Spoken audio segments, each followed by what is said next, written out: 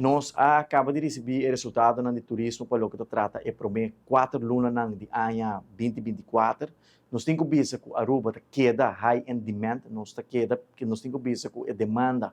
para o que trata turismo para Aruba sigue cresce. Para é prometo 4 lunas de ano 2024, nós a registrar crescimento de stay over de quase 20%. Aruba a receber 503 mil turistas stay over, seguro crescimento grande em comparação com o primeiro 4 lunas de ano passado. Ano passado já acaba a world considerar como nosso melhor ano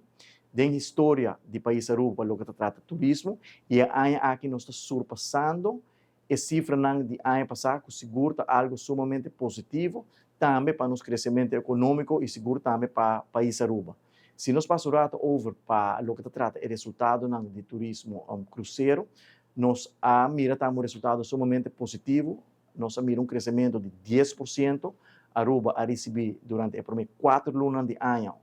467 mil turistas cruzeiros de maneira mais vista, também a demonstrar crescimento, e me que mais importante, está hecho,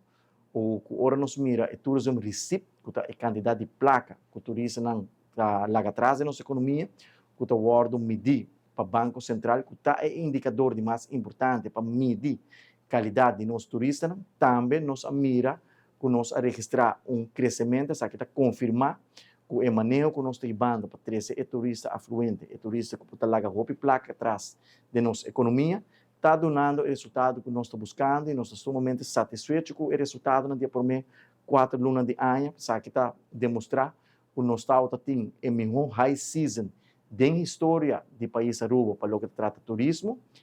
e a projeção está com o ano 2024 nós também será melhor que o ano 2023, com a segura uma notícia sumamente positiva que nós queremos compartilhar com a nossa comunidade.